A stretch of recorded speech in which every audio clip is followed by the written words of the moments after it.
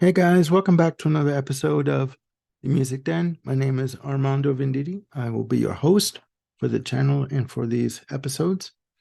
In this episode, I'm going to be taking another look at a band. I'm going to be doing an album ranking for a Canadian band from Windsor, Ontario, Canada, called The Tea Party. Now, the Tea Party formed in the late 80s, I believe. They have 8 major label releases, 1 independent release, and I believe 1 live album officially released, commercially released, and a couple of EPs. Now, I'm going to be attempting to rank these albums the best I can from 8 to 1, but a bit about the band. They're a trio, hard rock trio, and but hard rock just begins to cover it. They also do, they have a lot of acoustic elements, and they also use quite a bit of Middle Eastern influences. They bring the Middle Eastern influence into their music. They call themselves alchemists, where they bring the best of Western influences and the best of Middle Eastern influences, and they merge them together very beautifully, I may add. The band consists of Jeff Martin on lead vocals, guitars, assorted instruments. Stuart Chatwood on bass, keyboards, mellotron, piano, assorted instruments. And Jeff Burrows on drums, percussion, backing vocals, and assorted instruments. So there's a bit of a theme going on here. They were together up until they formed in 91, had the major label release in 93. They split up after their 2004 release that we'll speak about, and in 2005, and they reunited again in 2011 for a tour of Australia, and they haven't broken up since. Although the output has been more sporadic than it was in the 90s. And we'll get into that.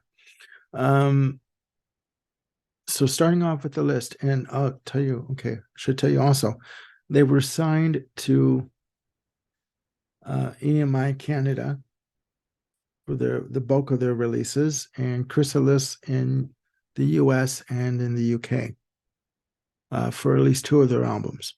Now I'm going to start the ranking here, and starting off for me, number 8 is Splendor Solace.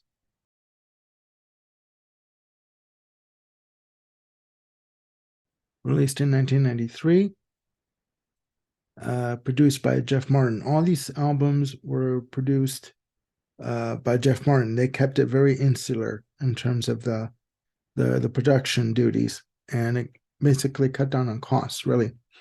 And also, Jeff Martin credited EMI in an interview that he said that EMI basically left them alone to their own devices. They had no outside influences by EMI telling them you need a hit, so that it was to EMI's credit that they did that. So back to the list. Splendor Solace, released in 93, featuring the singles The River, Save Me, and A Certain Slant of Light. The album is a very heavy, hard-hitting rock album, heavy drums, lots of intricate guitar, very intricate bass lines as well, done by Stuart Chatwood. But there's also there's one track called Winter Solstice, which is a beautiful acoustic piece that I listen to quite a bit, actually. And there's other songs, In This Time, which is beautiful, the Majestic Song, which ends the album. And for me, the reason why it's number 8 is it's very difficult to rank these albums. Some were placed in the positions more easier than others. But in doing these rankings, you have to basically decide where to put what. Albums have to go somewhere on the list. So for me, this is number 8. Number 7 is Ocean at the End,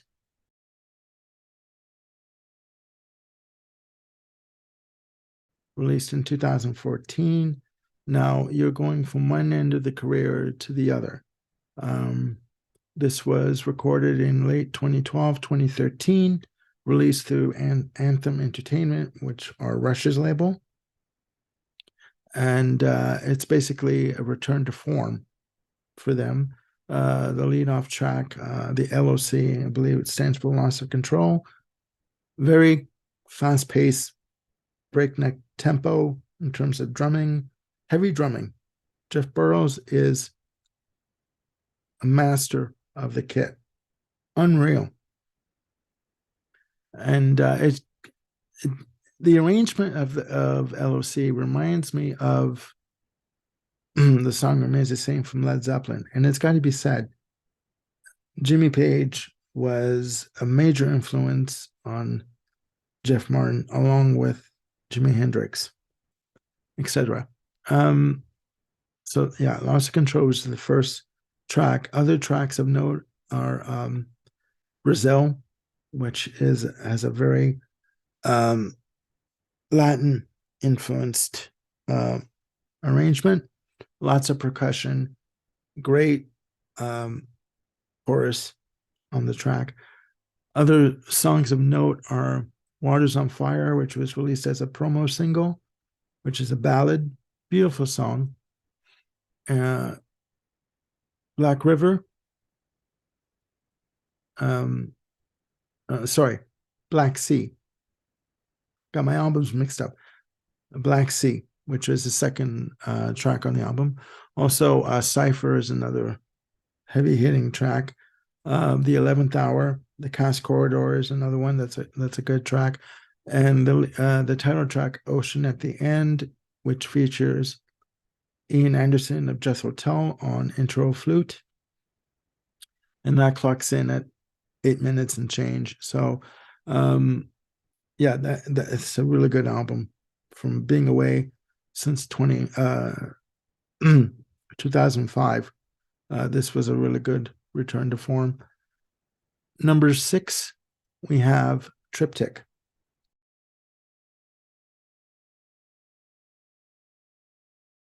Released in 1999, featuring the lead-off single, Heaven's Coming Down. There is another track on there called The Messenger, which is a cover from Daniel Lanois. Other songs of note on that album are The Halcyon Days, In These Living Arms, Taking Me Away, Gone, which is the final track on the album. Beautiful album, just majestic in spots, quiet in others, but the combination is amazing. And their ability to craft songs, memorable songs, is unmatched. I don't know why these guys weren't as popular in the US. I really, really don't. It's their loss. Sorry, music buying public. Number 5, coming in at 5 is 7 Circles.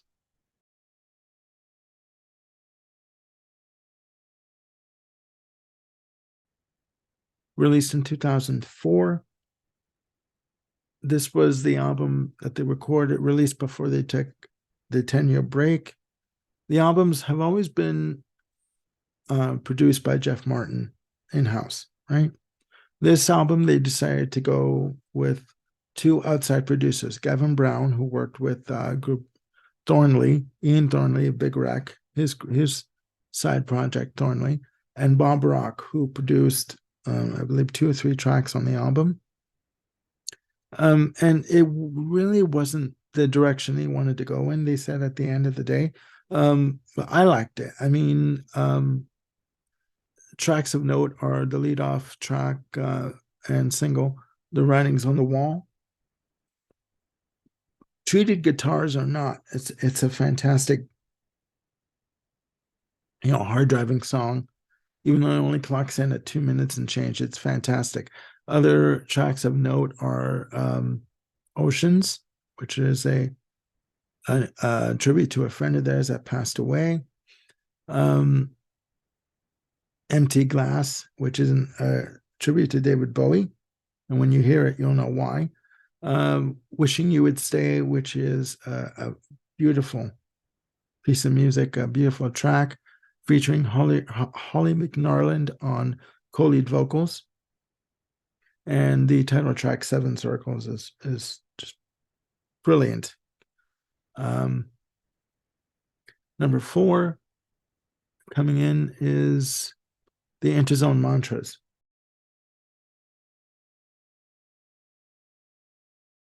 Recorded in 2001 at Metalworks Studios in Mississauga, Ontario.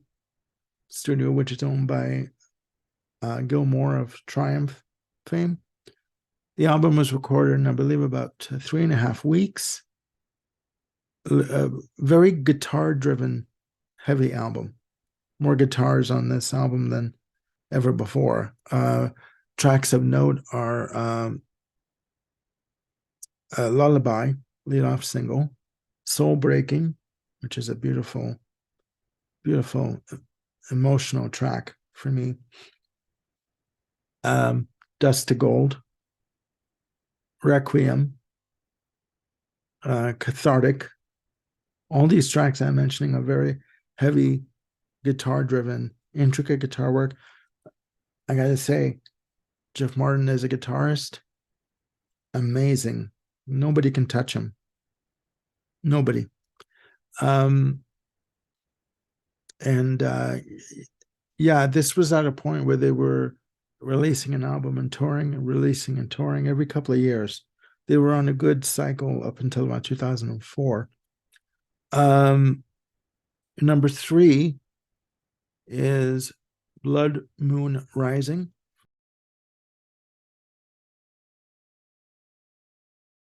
From 2021, released in November 2021. Sorry. It was released on Inside Out Music in Europe and in Russia. It wasn't released here domestically. You can get it on Amazon or at this point Discogs. More of a blues-based heavy rock album. There are Middle Eastern influences that creep up, but not very prominent on the tracks. Tracks of note are Black River, The Beautiful, which is a very emotive, emotional song. Hole in My Heart, which is just an ass-kicking, hard-rocking, charging track. Beautiful guitar work on it, featuring Todd Kearns from Age of Electric, which is another Canadian band that you should check out. Only had 2 albums, two major label albums were released from Age of Electric, but that it's a fantastic album. Blood Moon Rising. Also, there's a version of Out on the Tiles from Zeppelin. Those, which is great. You know, if you're used to hearing Robert Plant's vocals, then this version you might need to get used to. But you know what? He does a fantastic job on this. There are also 2 other covers that are on this album as bonus tracks. One is Isolation from Joy Division, and the other cover is Every Day is Like Sunday from Morrissey, which they're both great. They're both great. And yeah, it's a really good album. I don't I can't say enough about this group in terms of their output, in terms of their craftsmanship, the way they write songs. It's unreal. Number 2 is The Edges of Twilight.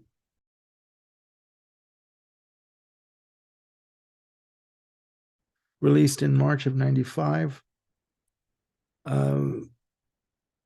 second major label debut listen to me, release.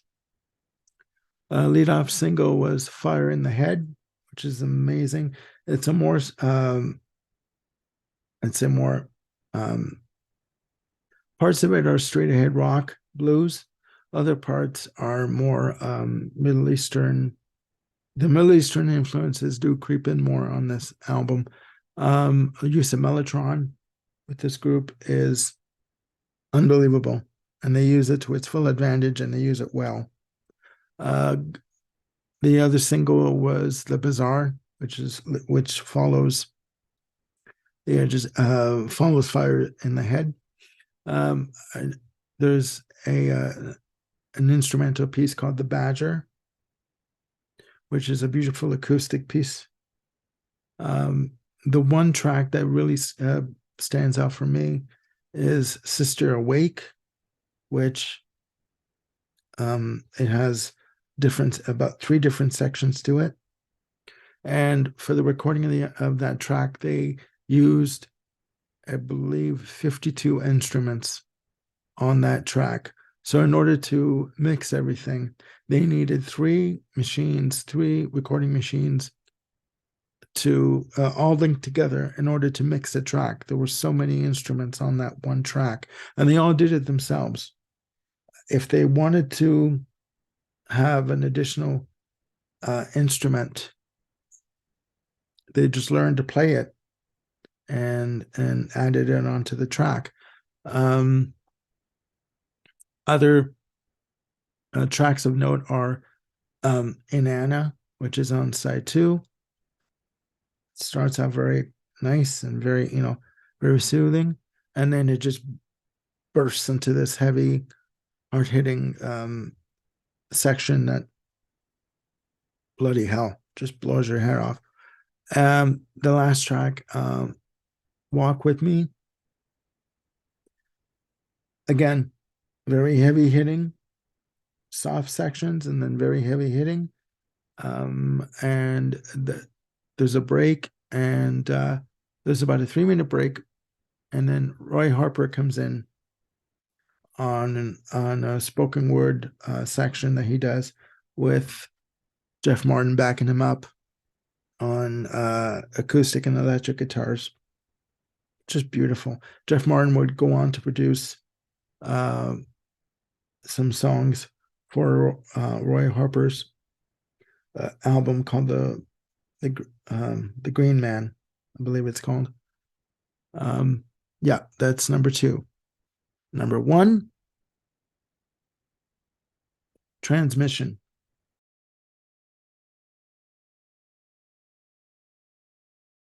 In 1997, the 3rd major label release. At this point, they moved from Chrysalis in the US to Atlantic for the one album. And this album they had said it was a dark period for them because they didn't really know where they were, with regards to label support, etc., personal problems. And it shows in the music. It's a combination of hard rock, Middle Eastern influences are coming in, also influences of industrial type of playing with drum loops and again industrial elements that came into the music with songs like Temptation, Army Ants, which is great. Temptation was the first single. Army Ants is great. Psychopomp, which is one of my favorites. Gyroscope, which was the last single, I believe, released from it. Beautiful song, just very hard-hitting, amazing. The title track also on side 2, beautiful. And one of my favorite songs is called Emerald, which is dedicated to, I imagine, to people who feel that they're living on the fringes of society or on the fringes of their own life, and worrying about whether or not they'll fit in. This track answers that question. Believe me. There's also in between two of the tracks, well, in between transmission, no, Babylon into yeah, no, it is Babylon. There's two hidden tracks that they're just little interludes, instrumental interludes that are just great. So for me, this is the one album that I always go back to. I bought it when it came out. I drove my neighbors in Toronto nuts when I played it because I played it loud. So, but again, what are you gonna do, right? It's what you like. So yeah, this is my list of the Tea Party. Hopefully, you guys like the episode, and if you can maybe please put comments down below as to if you know the band or if you like any of these albums. Please let me know, and hit like and subscribe, and hit the notification bell to alert you of any other content that's coming up that you might like. And yeah, all that helps out the channel with what I'm trying to do and all the content I'm trying to present. It's one person doing a lot of work. So, and hopefully you guys appreciate it and enjoy it. So that's it for now. And I hope you guys are having a great day. And we will talk soon. Bye for now.